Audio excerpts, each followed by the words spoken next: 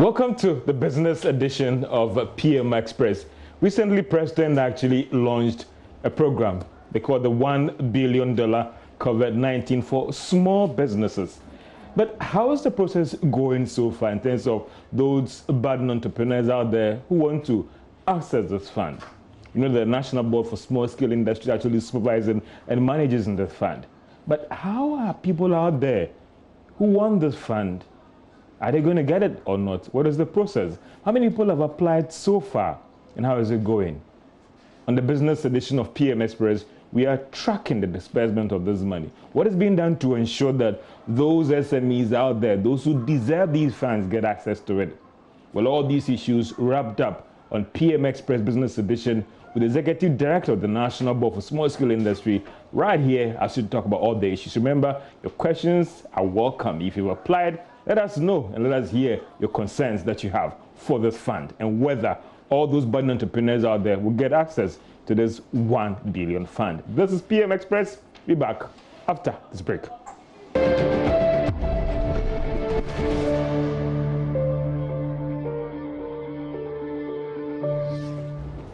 Welcome to the PM Express Business Edition as we talk about the COVID-19 Alleviation Fund for small businesses. And about some 1 billion Ghana cedis was launched by the president the other time to try and support small businesses that have been affected by COVID-19.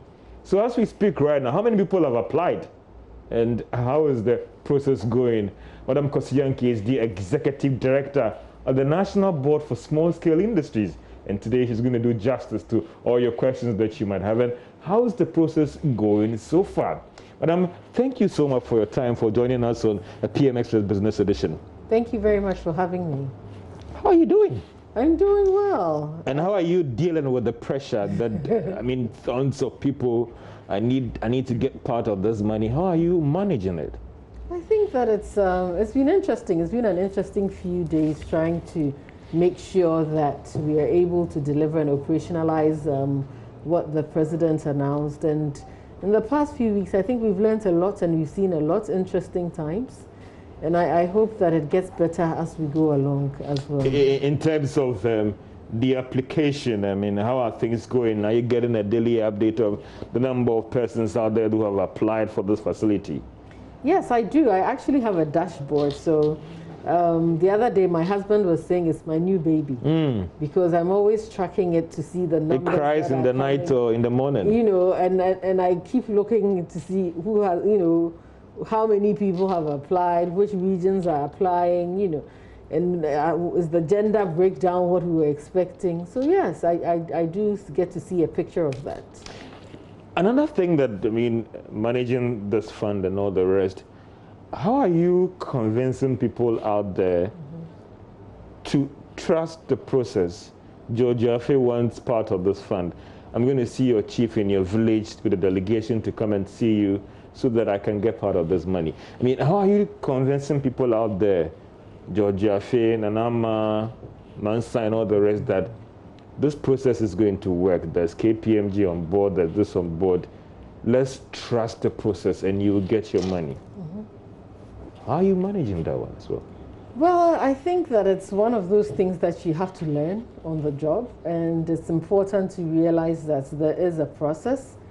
And I think one of the most important things for us at NBSSI and my management team and all those who are supporting us is to communicate as often. And I think that for the first time in a long time, the board, which is NBSSI and my management, we have communicated very far and wide.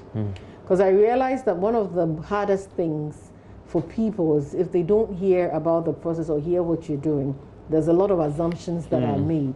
And so as much as possible, our goal is to communicate the process, communicate where we are, communicate what is going on, to get people on the same page. It's important to communicate. And I also think that one of the things is also to make the process as transparent, try as much as possible to use technology so that people realize that there's a process. And for once, maybe we should see how the process would play out. And so if I apply for this, and then do I get that communication that yes, your application has gotten to us, you are going through? how do I get the understanding that whatever system that they're going to use to assess my application, I may be satisfied at the end of the day? Sure, I think that like anything that you would apply for online or use technology, or even if you use paper, because we allow for various types of application processes. But for it to go through... What are the types, if you can help us with that, ma'am? Sure, you have using your phone, the USSD, as if you're using a Momo, and it allows you to be able to follow up and see what you've done to the end, and then you get a unique reference code. So that comes in the form of an SMS message, and so that notifies you, and then it gives you a code and a direction to go to the second step of the application to finalize that. The USSD code is *718*555#. The other process is to go online to www.nbssi.gov.gh/CAP support. And once you go on there, you can also go through the two-step process almost immediately. So you start by registering. That allows us to classify you into if you're a micro, a medium, or a small, or a large. And then from there, it moves you onto the application process with your code. So you seamlessly go through, and then at the end of it, then you get a message that says you've been successful. Then also you have those who can't go online, those whose phone numbers, they can't do the USSD. So we have paper as well. And so we give them the paper for them to be able to also go through the application process. There's also on our website, you can also download the application form and then fill it up and use it. And is this for Accra people? Good question. I think one of the things, and I think most important things for us in this process had been the reach. And so in the development of the program to operationalize it, we took into consideration the population and the breakdown of the Ghanaian population. So where are the demographics? Where are the demographics with the most MSMEs? And then based on that, you take all of that and decide that then this is how we're going to break down the funding to give it an equitable reach across the nation. I know working at the National Board for Small Scale Industry, data wouldn't be a problem for you. So you might have a fair idea about the breakdown of the small, medium scale enterprises out there. And so do you have access to that data? And also, if I get you, would there be, quote, regional representation so that maybe if it's about 10 in Accra, 10 elsewhere, so that it will not be dominated? Which one will be more of play a key role? You're looking at regional representation, or the fact that, listen, if 50 people applied, 40 people in Accra meet the requirement, and how are you going to deal with that one? Yes, so I think that the regional equity is important, you know, because yes, the stimulus package is geared towards the coronavirus alleviation program, but you realize that a lot of regions and a lot of places were also impacted by the lockdown and the ripple effect of that. And so there is a representation, and even just before I came here, I was in the office with my team trying to look at how the breakdown is looking like. Where are we getting the most applications? Where are there less applications? And so we need to intensify engagement there to get people to bring in applications from there.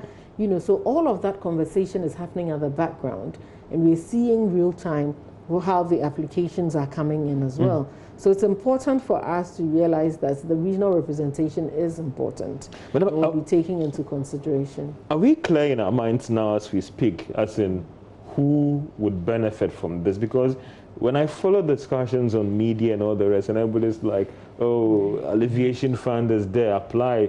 A businessman comes and complains, the alleviation fund is there, apply.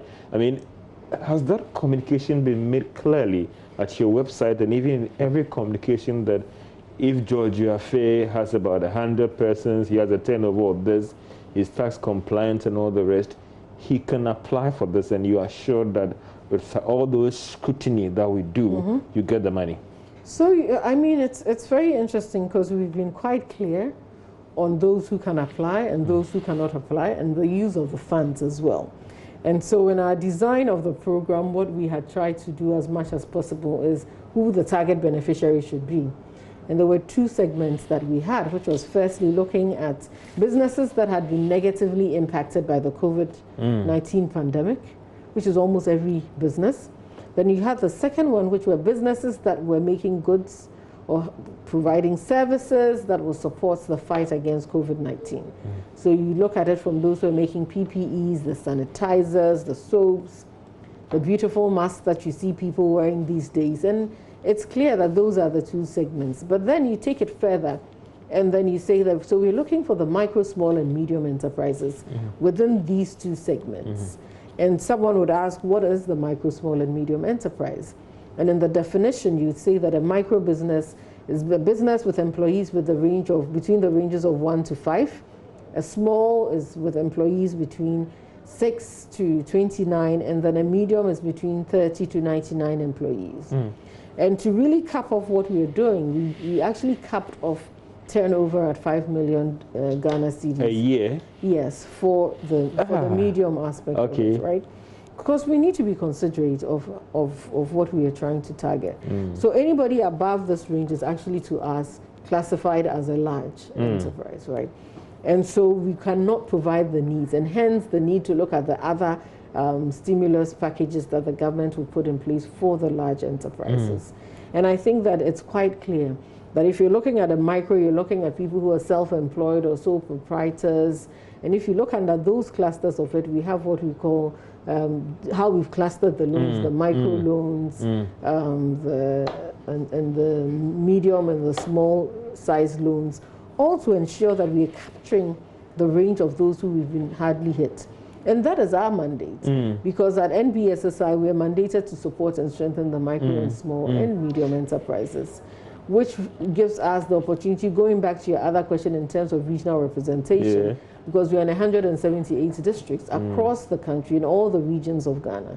And so the goal, as much as possible, is to provide business development services and support to the doorstep of the Ghanaian, you know, to ensure that the whole economy is strong.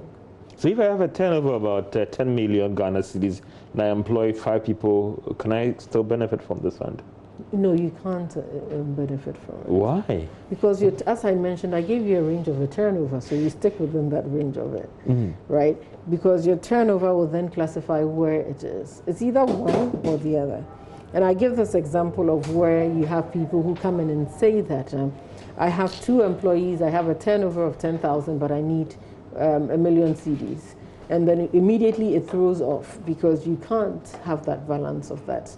And so for us, I think that we need to, within the capacity of what we have, really try as much as possible to gear towards. So I get from it that the system itself has been designed in a way that it screens what's during the application process. So if George has a turnover of 10 million Ghana cedis with 5 employees, obviously I won't sail through the system when I'm applying. Yes, and I think that's why I gave you the definition of both the employees and the turnover, because one has to give, right? For the interest of job creation, I always tend to stick with the number of employees that one person has, because one of the main things, or one component of what we are trying to do, is to ensure that MSMEs retain human resource. And so if you're pushing for you to retain human resource, we'd like to define it by the human resource capacity. And for us to be able to ensure that after this process, and after we've gone through this whole challenge in our lives now, which is COVID-19, we'll come out strong and would have retained human resource, because it's really important for us to support them. So Atukwamena has applied. He's gotten the notification that, okay, we are considering your application. When are you going to begin disbursement? Or when would Atukwamena get access to the funds that he's applied, maybe 1 million or maybe 500,000 or maybe 10,000 Ghana cedis? So I think that it's important for us to know that we're working as fast as possible to be able to provide the needed financial support to the beneficiaries. And so we will notify you.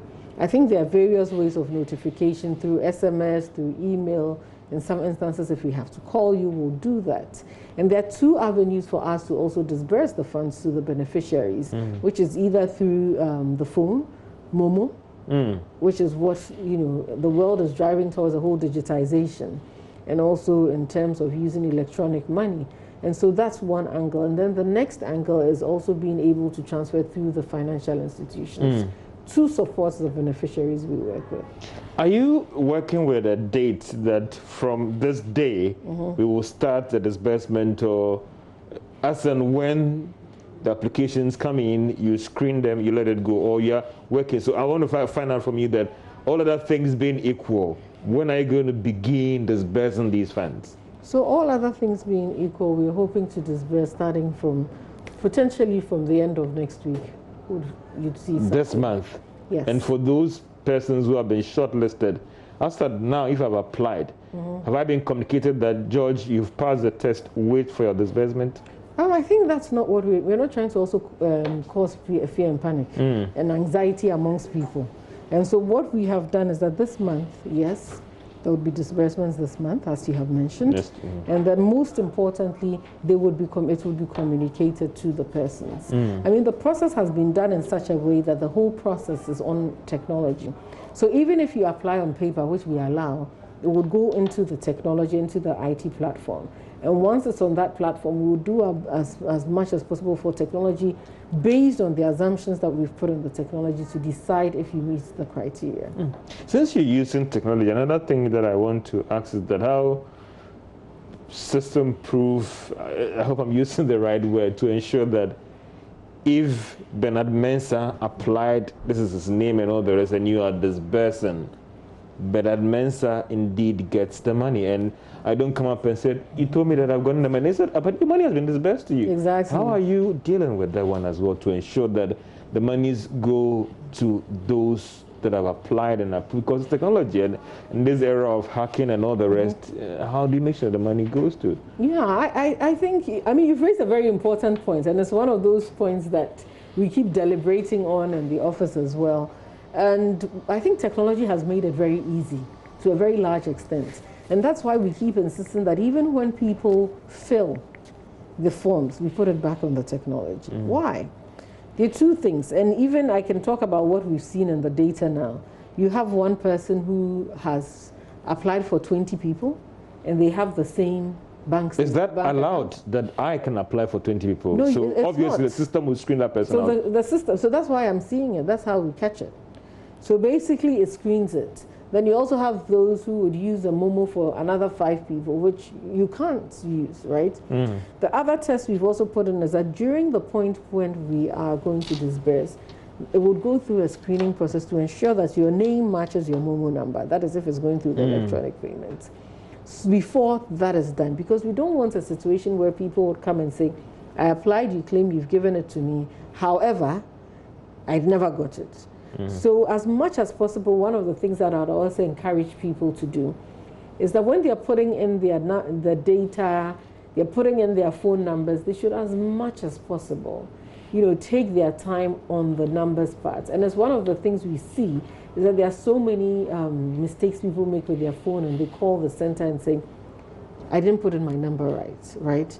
And so this is the challenge I'm facing. So as much as possible, put in the numbers right. And we should put in our own personal information, our own personal bank account details, our own personal information, right? Because even at the application process, once you put in your ID number, it automatically populates your name, your gender, it automatically does this because we pull that into the system. So it's interesting to see how things are going.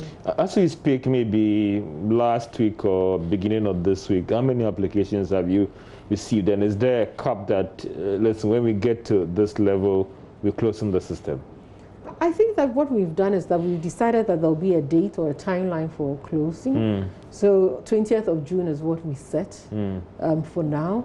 And that's what we're hoping to. So we're not hoping to cap it based on the numbers, but really cap it on the dates, because we believe that, one, it's not everyone who's going to benefit. It's not everyone who's going to apply. And those who apply, there might be challenges, like I mentioned, some of them, there were some cases of fraud or other things. So we also need to keep it open and allow people. And also, if you're talking about the reach that we're talking about, we want to reach, you can't start today and close it tomorrow. You need to give people time from all over to be able to bring their information and for it to be keyed in, and it's all a process. So how many applications have you received as we speak this week? So as we speak now, I think the last time I looked at it, your dashboard, your baby. I looked at it in terms of the number of businesses that have registered or persons that have registered. It's about 100,000 plus applications since within who have registered for the process. If you look at your dashboard, does it, I mean, you worked in this area for a while, engaging small businesses. Does it give you a different perspective about people out there, about the fact that there are wonderful businesses out there, they just need a little bit of cash to oil the engine? Or, I mean, the category of people you're seeing when you look at your dashboard, baby, has it given you a different orientation about when you're engaging small businesses, what the real problems are, what they are going through, or what are some, I mean, going through the application, there are some, it is not a capital injection, it's just a small technical tweak to address their problem. Are you seeing that? Has it shown you a different picture? Has it given you a different view about these small businesses out there and this cry about capital, and even the regional, you know, that there are even a lot more small businesses maybe in Mantimankebi rather than even in Accra here? That one is a bit far, but I think that it's shown me a lot of things, right? One, when I look at it, it has actually also validated certain things. I don't think I have enough data to make those decisions, but with the little data that I have, I can see a few things. That one, a lot more women apply, but the volumes in terms of the amounts are smaller compared to what the men would actually apply for, right? The men want more money. They would want more money, right? So they would ask for bigger sums, even though they are not the bigger part of the pie. So it immediately tells you the needs or even the type of businesses, right? And it gives you a stronger sense of more women also in the trade sector. And it's very interesting and quite it's very interesting and refreshing to see that. You also then have what you see when you look at the dashboard, certain regions that I wouldn't have thought would come out strong and really apply. But you see that as well in the dashboard. And it also gives you a different sense of things in terms of in what part of the economy do you push in the future to be able to create jobs and to be able to strengthen the businesses that we have in Ghana. And what would it take by looking at the numbers? I think we should look at writing a book after you complete this work. I think that could impact on job creation and all the rest. I think I should. There are some in the 1 billion Ghana cedis is peanuts. Do you get these concerns that it's not enough, and how much is everyone going to get? I think that I've heard that argument, but I must say one thing. I think that we should also be able to congratulate our president for taking this initiative, because I have friends in other countries, people I had gone to school with, and said, it's interesting to hear what you're doing in Ghana, and I want to see how it works, because even in our country, we're trying to petition our presidents to do something similar in terms of providing support to businesses. And it's really innovative to think about it in the East. There would always be the need for more, but I think that's one of the things when we went to economics, and I'll never forget what I learned in secondary school. Oh, 101 economics. 101 economics, right? What you are taught in every secondary school. And I remember very well my first year in Holy Child School when they talk about the fact that economic scarcity of resources, unlimited, needs and all of that, and really trying to. And I think that everywhere in the world there is a scarcity of resources, but what you do with the little that you have, I think is what would be most profound and important. And so what we do with what we have, and I try to draw the comparison between Jesus trying to feed 5,000 people 5 loaves of bread and 2 fish, and hoping and praying that we'll be able to do something similar to provide relief to more people. If you have just joined us, this is PM Express Business Edition, and you're talking about the 1 billion Ghana cedi COVID-19 alleviation program for small businesses out there. We are tracking the disbursement process with the executive director, giving us more insight when the disbursement to be made and all the rest. But one most important thing is that this program is about you, and therefore your questions are welcome. As in, what do you want to ask there? In terms of through social media and also through WhatsApp. And if my producers and my directors are going to allow me, maybe we can even take some calls as well. So let's look at social media from Facebook, coming from, is it Adam? I hope I got the name right, in Iran. After registration and confirmation of the code, how can I access the form using the code? Because when we register, you close the system in order to get back. The system tells you that you already registered, and this means that you cannot access the form. I hope I'm getting this right. It says that after registering, it's supposed to be a prompt and all the rest. So I hope you get this question from Adam. Yeah, what do you have to what do you say to her? So Adam, I think that what I have to say is that as I mentioned, the application process is 2 steps. So the first step is the registration. And the registration allows us to classify you and then give you the right application form to fill. So when you get your unique reference code, there's a URL that comes along with it. So you're supposed to click on the URL and then input your unique reference code to continue with the process and end the process of the application. So I think that wherever the person Aiden got the reference code, he should have a URL and go through there and start and continue the process from there. So we are tracking the disbursement progress for this COVID-19 1 billion facility for medium, small enterprises out there. And you can send your questions via that is a Facebook channel, that is a JoyNews TV, and also on WhatsApp number that we're providing on our screens very soon. So we'll be taking those comments, and are very, very important to us because this program is about you. So you can join us via the social media. I have one from Samuel Kabute says, I applied and I'm waiting for assessment. I want to know when the assessment of application will begin. I want to receive regular SMS alerts on the process, and again, can close down firms also apply? So this is a 2-part question from Samuel Kabute. Madam, over to you. So I think that as he's mentioned, he has received the first SMS. And I think that as much as possible, we don't want to bombard people's phones with SMSs.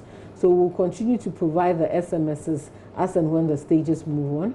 If they need more information, they can always go back to the code, the *718 *555#, and then try to see what stage their application process is.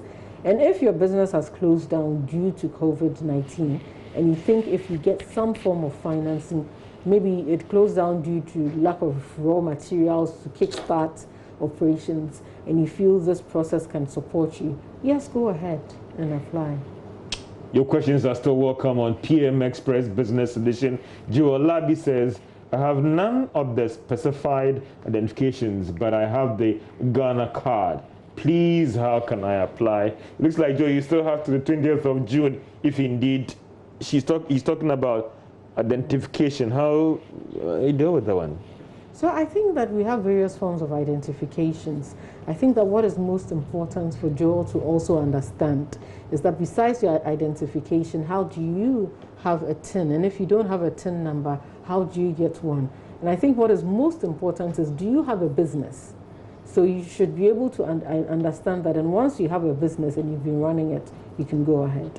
Okay, so your comments are welcome. Your questions are actually welcome as you look at the COVID-19 1 billion fund for small and medium scale enterprises. Kakra says, I did the application for a friend about 10 days ago.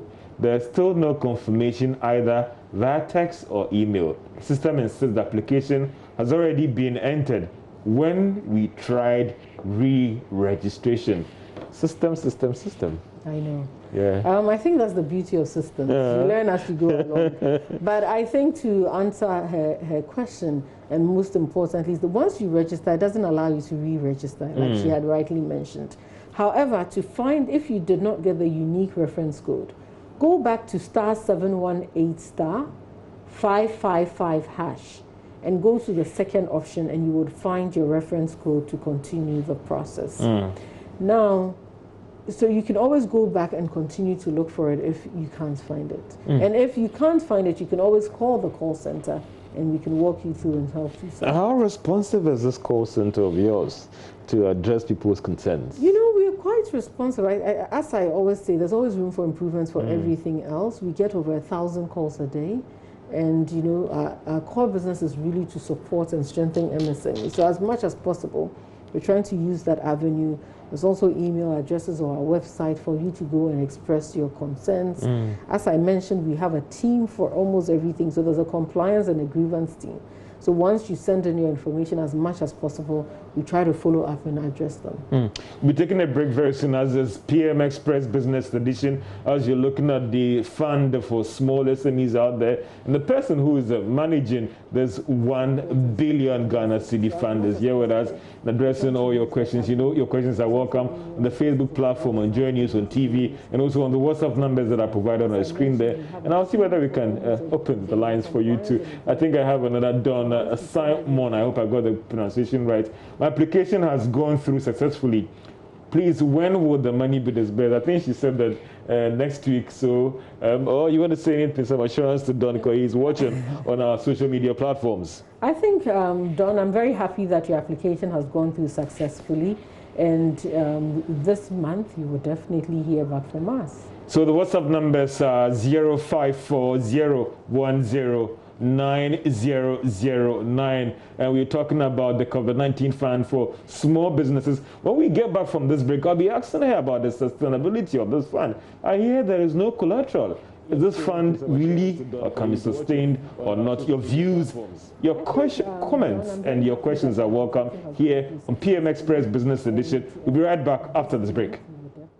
PM Express Business Edition, we're talking about the COVID-19 alleviation fund for small businesses out there. We are tracking the disbursement progress, and as we heard earlier on, from next week, if you have qualified, you're going to get your money. And I'm here with the Executive Director of the National Board for Small Scale Industry as we get more details about the process and how it's going. And remember that your comments are welcome, or your questions, if you've applied and you have any problems, they're welcome via social media on Facebook, JoyNews channel there. You can drop in your questions there and sure you get the answer. The system here is working. You can get the answer ASAP. And also on WhatsApp that you've seen on your screens down there, you can drop your questions right now. And Madam Yankee, she's promised me she's going to answer all your questions. And even if it comes after, we are going to forward it to her system, her dashboard, the baby, to answer all those. So keep your questions coming in. Let's get back to another critical thing. When I heard that this is a collateral-free fund, I was worried. Why? It raises questions about sustainability of this fund. I should be asking you why you were worried. Yeah, because for a collateral-free fund. Yeah. I think that it was clear, and I think that on the 27th of March, when the president made the announcement that his government was going to commit a certain amount of funds, which is 600 million Ghana cedis, to support MSMEs, it was quite clear that there was an emergency. And it was due to that emergency, which is the coronavirus COVID-19 pandemic, that had led him to decide that MSMEs in Ghana needed support and they needed relief. And so, in emergency cases or in situations like this, you don't do things the way you always do.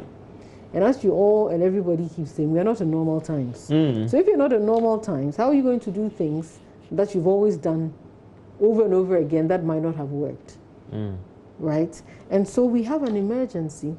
And the emergency now is for us to ensure that our MSMEs in this nation stand strong and do not fall. And so how best do we make sure that we do this? And hence the design of the product to support MSMEs in Ghana. So if I apply no collateral, you look at that, and then I also understand there's a 1-year moratorium, right? Before I start paying. It's interest free as well? No, it's not interest. Okay, so how much am I paying on that? You're paying 3%, right? So it's a 3% interest. Yes, there's an up to 1-year moratorium. You have the option to choose when you think you can make the payment. And as I have mentioned, it is an emergency. People's businesses were shut down temporarily, or some people have had to shut down their businesses because they have to take care of their kids at home. There's so many different factors. And the pandemic is still ongoing, right? And so we need to give people some form of relief. And so if we're going to do that, then yes, if it's up to 1-year moratorium, if that's what it's going to take, so that people can sustain their businesses and retain their human resources, then I think we should do what it takes so we don't have a lot of people who have businesses closed down or fail. Since this is coming from the National Board for Small-Scale Industry, working with all the technical partners, what is the post-monitoring mechanism as well to ensure that Akwesi John has applied, he got about maybe 20,000 Ghana cedis. You want to work to ensure that he's in a good position just to pay back? Yes. I think that we've put in place a few mechanisms. And the beauty of this whole program is to also ensure that once all is said and done, and at the end of the day, we can see that there were these businesses that we even identify that are so strong, that have so much potential, and we can actually take to the next level in the recovery phase. And so what we're looking at doing is, one, we're going to continue with monitoring and evaluation of these businesses. We're going to provide technical support to some of them to ensure that if they need turnaround support at a time like this, if they need some form of technical assistance, we can provide them with that kind of support. We're also going to work very closely with the associations that have a lot of these members under them to strengthen them. Right, because we believe that once we have that, it strengthens our database of the number of businesses and allows us to drive the right policy to support these MSMEs going forward. Beatrice Darko has applied for this facility. Is there a cap to the amount she can get? I think there is a cap to everything, because nothing is so what is the cap for these SMEs out there who are applying? Is there a cap? Yes, a cap. Yes, there's a cap, but I think that what is most important as a business is to understand what your needs are. And especially at this time, I think one of the things we try to push is that businesses who, and one of the terms we've been using in most of our conversations with different partners is, how do we keep the lights on? So these funds are what you call the funds to support to keep lights on. And when you're talking about keeping the lights on, you're talking about how do we pay rent? How do we support our utilities? And I think the president had mentioned that electricity and water for some time we're going to be taking care of. So you can take that off the table, but then how do you keep your human resource? How do we keep production going? We need raw materials at this point. We need some form of machine to keep production going. How do we do that in moments like this, right? And so all of that would be factored in. So as MSMEs, or as business or enterprise owners, what I keep saying, and I think what is most important, is how do you understand the needs? And at this point, I also keep saying that this is the time for us to also consider the needs of our neighbors, because we are all going through the same situation and problem. So once you're able to understand the needs of your neighbor and understand your needs, you would also be thoughtful in how we would choose what we My producer tells me there are lots of questions, and so let's see whether we can do block questions and then she answers them. Said, hello, good evening, watching live on JoyNews. I applied and given a unique code, but it seems I cannot proceed further. Please, what can I do? Let's see whether we can do two set of questions or three. So maybe just one person saying he applied. When will the first batch of funds be from next week? So I've answered that one. Good evening, sir. Please, how can you apply online if your business is not registered? Can we just do those two quick questions and maybe we go on here? So the other person talking about challenges, and then how can you apply when your business? So I think that what is most important, one of the things we also realized that in people's rush to finish the first part, they made mistakes with either their phone numbers or their TIN numbers, and so they can't move to. So when they go to the second step, right, they put in the wrong information. And so that becomes a challenge. So I'm urging people who are applying that let's take our time and put in the right information and double check it so that when we move to the next stage, it's not a challenge. And with regards to the funds, as I mentioned, this June, there will be disbursements to start at least the first bucket. If your business is not registered, are you going to get access to the funds? If your business is not registered and you're a micro business, because if you pay attention, 70% of the Ghanaian economy is MSME, but also almost 70 to 80% is in the informal sector and is not registered. But as much as possible, we believe that this program is also a way to support in formalizing the informal sector. Let's do 3 blocks of questions and let's see whether we can get. So, applied for the first stage, but did not receive a text message when I input my data, it says you already registered. So obviously, what do you tell this?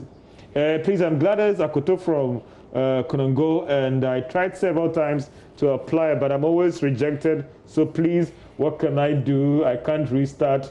Problem there, someone struggling to get through. So I think that it goes back again to the point of keeping and putting in the right data and information. For Gladys in Konongo, I will suggest that you should go to the Konongo Business Advisory Center. And if you go in there as much as possible, let them see how they can provide some support. Let's see some more questions coming in. Can I register my business now and apply for a loan? So it's like, which one comes first? Do I quickly register and come and apply? No, I think that if you've never had a business, you are not eligible. Okay. Okay. All right, let's see the other questions in. I have been in business for almost 3 years, but has not formalized my business. Can I register now and qualify for accessing the loan before June 20? So I think that one of the things, as I mentioned, in the informal sector, there's a component, especially for the micro aspect, we do allow them to apply. And we also encourage them to get their TIN, because you need the TIN to support you in the process. And as much as possible, make it seamless for you to go through the process. Okay, more questions. Let's see, my name is Tony Kwesi Owusu, the chairman for the National Fashion Designers Union of Ghana. Okay, my second question is that, can you please ask if it's very necessary for me to get a GRA tax clearance certificate before I can benefit from the stimulus package? No, I think that the National Fashion Designers, I'm not sure if they are part of the associations we've been working with, but they can also reach out to us and we'll direct them and support them. All right, let's look at more questions are coming in, right? Good evening. I was given a reference code after I did input in the system and told me my application is pending. Please, what do I do? So if it says pending, that means I believe you completed the process, and so it's pending for the next step. If not, please dial the phone, call the phone lines, and let's see how we can support you. All right, more questions. Peter says, what form would the recovery of the loan take, and what percentage of interest will I be levied on recovery? I think you've talked about 3% being the interest. In terms of rates, what about the recovery as well? He's asking a question about how to recover the facility. So in terms of our ways of recovery, yes. So the funds are being disbursed through the participating financial institutions. And so they would go through the process that they do as banks to ensure that the funds are collected. We would also monitor and ensure that the funds are being collected. And also in most of the members who are within associations, as much as possible, the associations will form a type of guarantee towards it. Let me see what I can do. 3 blocks of questions, and then maybe she might, my sister, the seamstress, and has 2 apprentices. Can you apply? Obviously, it's yes, right? Yes, she can. Right, let's try and go through quickly. Madam, member of the Ghana Association, can I register as a group? Can I do that? No, you can't register as a group. You can register as an individual, but I think the garments, we have about AGAMs and spinners, which are all garments associations that we've been working with. Let's see, 2 questions, and then I wrap up. Please, my name is Helen from Sunyani. I have tried several times, but the system says the application has been entered already. Obviously, it looks like then you've done that already. And Patrick, I think they already chosen people to be given because my TIN reference and phone number is collected, but the system keeps saying it is wrong. How do you deal with this perception that, listen, you already have the people already? I would never get this facility. I think that people make assumptions, and so if your assumptions, and I think it goes back to knowledge. For lack of knowledge, people would always perish on it, and at the same time, not even make the effort. But it's important to make an effort and try. But it goes back to his question. I think he's made a legitimate point, right? And the point is that he's put in his information. As I keep mentioning, every time we go through the system to make sure what are the challenges people are facing. And the main challenge is people put in the wrong information for their phone numbers. They put in the wrong information for their TIN. So when it's moving to the next stage, assuming your number is 0211, and you go to the next stage and you dial 0212, and you go back and you're now trying to dial 0211, it's not going to accept it.